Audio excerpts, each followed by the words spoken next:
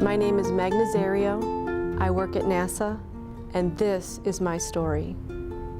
I remember when I was about 3 years old when NASA, we landed on the moon. And I remember being so excited about it, but I had to go to bed, so I wasn't able to see it live.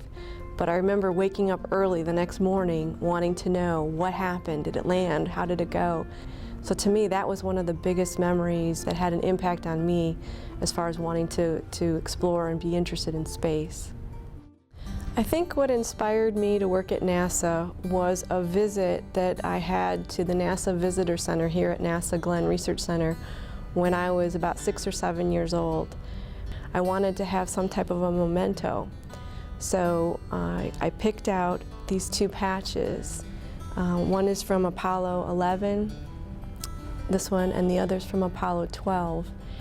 And I put these up in my room, and I would always just think, wow, NASA, they do such neat things. That would be such a great place to work. I chose to major in physics based on my experiences in high school with my high school physics class. It was very hard. By no means was it easy, but I realized that was what I wanted to do. And I knew that not many women were in that field, and I thought that this would be something that I could do to make it better for people coming after me as far as majoring in physics. I remember vividly my first day at NASA.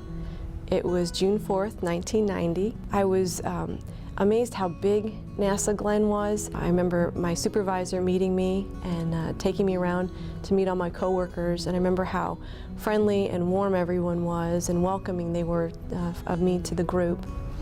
I'm the Solar Electric Propulsion Project Manager at NASA Glenn Research Center. I get inspired by challenge.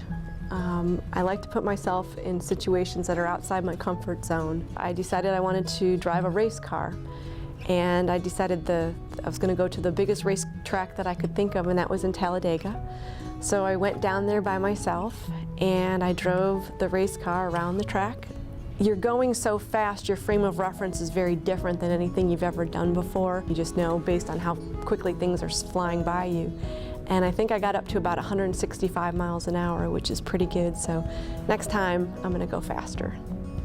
To describe myself in one word, the word that comes to mind is determined. And I laugh because sometimes I'll come into work and people, when they know that look, that determined look I have, they know to just stay out of my way because I've got something I'm going to do and that it's going to get done.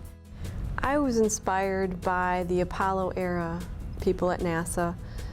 They were pioneers, they were innovators, and I want to be part of the generation that inspires the one that comes after me.